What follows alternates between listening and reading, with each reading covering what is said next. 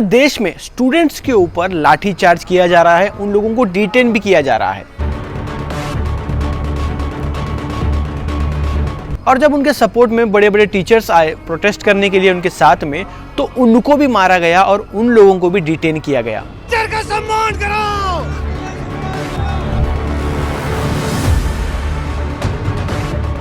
आखिर ये सब क्यों हो रहा है, इसके पीछे का रीजन क्या है, सारी स्टोरी आज की वीडियो में मैं आप लोगों को डिटेल में बताने वाला हूं। तो इसके लिए वीडियो को पूरा एंड तक आप लोगों को जरूर देखना है और जो लोग मेरे चैनल को सब्सक्राइब नहीं करे, सबसे पहले मेरे चैनल को सब्सक्राइब जरूर कर लेना, क्योंकि ऐसे ही इंफॉर्मेटिव वीडियो आप लोगों को ये चैनल पे मिलते रहेंगे।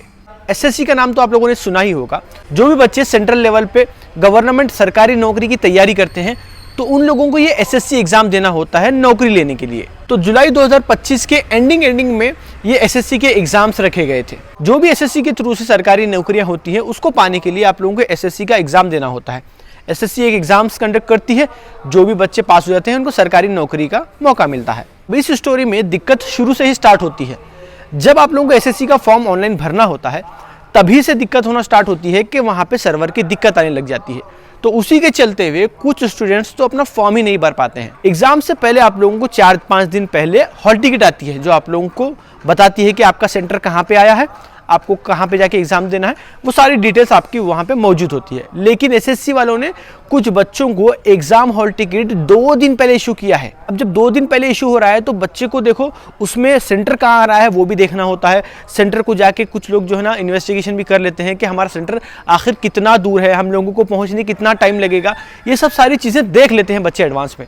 अब आप लोग सोचोगे कि 2 दिन का टाइम है, लेकिन 2 दिन का टाइम इनफ नहीं है। क्यों, मैं बताता हूं। कुछ बच्चों को सेंटर जो है ना 2000 किलोमीटर दूर आया है। तो आप सोच सकते हो 2000 किलोमीटर दूर सफर करने के लिए उसको कितना टाइम लगेगा।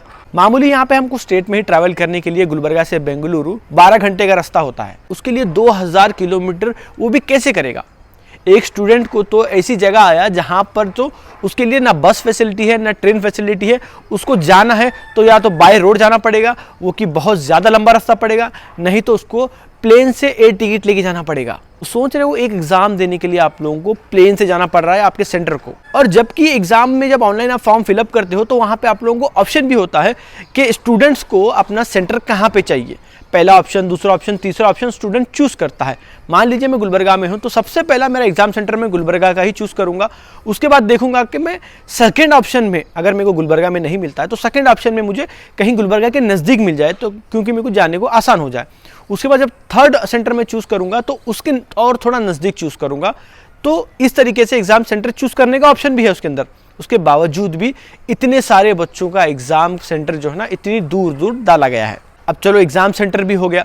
अब उसके बाद जब बच्चे एग्जाम देने एग्जाम सेंटर पहुंचते हैं, तो वहां पे क्या देखने को मिलता है। कुछ एग्जाम सेंटर्स इतने अंदर हैं, आप लोगों को वहाँ पे ठीक तरीके से सड़क भी देखने को नहीं मिलेगी। वहाँ पर ना ऑटो की फैसिलिटी है ना बस की फैसिलिटी है। पूरा गांव में ही जो है ना उन्होंने मान लो सेंटर बना दिया है। और कुछ सेंटर में तो ऊपर सेंटर है, नीचे गाय भैंसे बांधी हुई हैं, यानी कि वहाँ पे सेंटर ही नहीं था, तो उन्होंने टेम्पररीली सेंटर बना दिया है। और कुछ एग्जाम सेंटर में तो ऐसी हालत है, ना ठीक तरीके से चेयर टेबल की फैसिलिटी है, ना फैन की फैसिलिटी है। और कुछ सेंटर्स में तो कंप्यूटर भी खराब है। अगर आप लोगों को पता हो, तो ये जो एसएससी का एग्जाम होता है, ये ऑनलाइन कंप्यूटर पे होता है, बच्चों को कंप्यूटर पे देना होता है। तो वहाँ पे ना बच्चों का माउस काम कर रहा है, ना कीबोर्ड काम कर रहा है ठीक से। सोचिए कि इस तरीके का सेंटर मिलना गाँव में।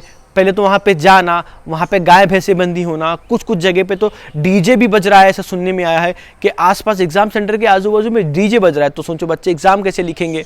फिर बाद में अंदर जाके देखते हैं तो ना चेयर की ठीक से फैसिलिटी, ना फ़ैन की ठीक से फैसिलिटी है। और कुछ लोगों को ना कंप्यूटर ठीक से काम कर रहा है। तो बच्चे एग्ज़ाम देंगे तो देंगे कैसा। बच्चे क्या एग्ज़ाम का प्रेशर देखेंगे कि ये प्रेशर लेंगे। और कुछ बच्चों ने जब कोशिश की, जो एग्ज़ाम में उनके रूम सुपरवाइज़र जो होते हैं, उन लोगों को अप्रोच करने की, तो वो लोग भी ठीक से उनको आंसर ही नहीं दे रहे थे। कुछ रूम सुपरवाइज़र्स तो अपना मोबाइल निकाल कर या तो रील बना रहे थे और या तो वीडियोस देख रहे थे। अब आप सोच रहे होंगे कि इतना सब कुछ हो गया स्टूडेंट्स के साथ। इतना ही नहीं है, और भी बहुत कुछ है।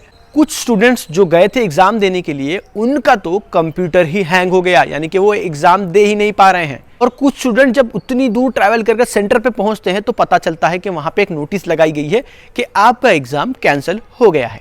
अब सोचिए बच्चे इतनी दूर से ट्रैवल करके आ रहे हैं, पहले से उनको बताया नहीं गया कि उनका सेंटर जो है ना वहाँ पे एग्ज़ाम नहीं होने वाला है। और इसी के साथ में एक मेजर इशू ये भी निकल के आया है कि जो पेपर जो एक दिन पहले हुआ था वो अगले दिन भी जो है ना पेपर 70% तक रिपीट हुआ है। 24 तारीख वाला पेपर 60% 25 को रिपीट हो रहा है। तो वो बोले ये तो बहुत अच्छा है। मैंने कहा कैसे?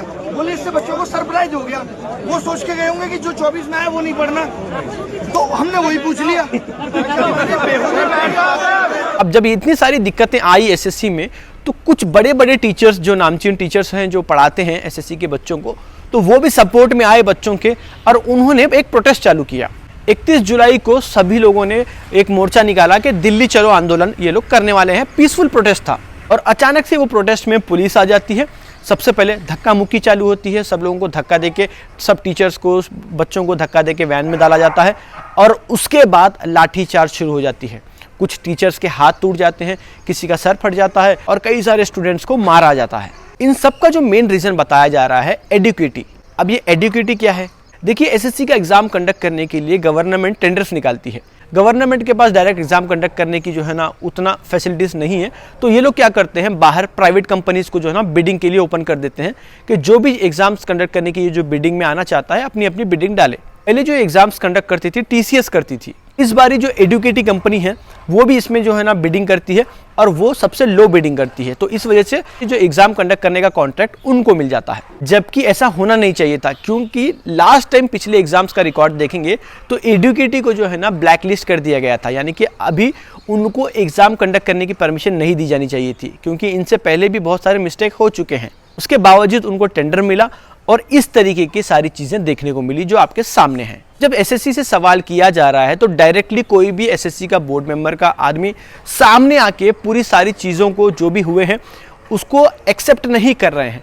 सिर्फ वो लोग अपना क्लैरिफिकेशन दे रहे हैं कि सब कुछ सही है, थोड़ी बहुत प्रॉब्लम हुई है, ये करके बस अपने स्टेटमेंट ही स्टेटमेंट चल रहे हैं। और ये जो बच्चे और टीचर्स प्रोटेस्ट पे बैठे थे, उनकी क्या डिमांड्स थी? उनको ऐसा नहीं था कि हमको सरकारी नौकरी दे दो डायरेक्टली, हमारा एग्ज़ाम नहीं हुआ, ये भी नहीं बोल रहे थे। वो लोग क्लियरली ये बोल रहे थे कि हमारे साथ एग्ज़ाम पेपर देते इस टाइम पे ये दिक्कतें हुई हैं, हमारा कंप्यूटर नहीं चल रहा था, माउस नहीं चल रहा था, हमारा सेंटर जो है ना हम लोगों को इधर उधर चला गया, डिले हो गया एग्ज़ाम स्टार्ट होने में, ये सब सारी चीज़ें, और किसी किसी का एग्ज़ाम भी जो है ना कैंसिल हो गया। तो ये प्रॉब्लम्स हमारे साथ हुई है, हमारा एग्ज़ाम जो है ना पहले से आप लोग रिकन्सिडर करो, यानी कि फिर से हमारा एग्ज़ाम लो। बस इतनी ही डिमांड है। मैंने तो आप लोगों के सामने सारी चीज़ें रख दी है, एसएससी के मैटर में क्या चल रहा है। अब आप लोगों का ओपिनियन मेरे को जानना ज़रूरी है, ये जो सब सारी चीज़ें चल रही है ये सही है या गलत है, या किस तरीके से जो है ना एसएससी का एग्ज़ाम होना चाहिए। आप लोगों के जो भी थॉट्स है मन में, प्लीज़ नीचे कमेंट में लिखो। क्योंकि जब पब्लिक को अवेयरनेस आती है, पब्लिक बात करना स्टार्ट करती है, पब्लिक सवाल करना चाहती है, तो सरकार को दिक्कत होना स्टार्ट हो जाती है, और मजबूरन सरकार को सारी चीज़ें ठीक करना पड़ जाता है। तो अब जो भी मन में है नीचे कमेंट में लिख देना, डिस्कस करते हैं इसके बारे में। तो आई होप आप लोगों को सारा सिनेरियो समझ में आ गया होगा। वीडियो अच्छा लगा है तो लाइक करो, चैनल पर नहीं तो सब्सक्राइब करो, अपने फ्रेंड्स और फैमिली के साथ इस वीडियो को जरूर शेयर करना। मिलते हैं अगली वीडियो में। Thank you for watching.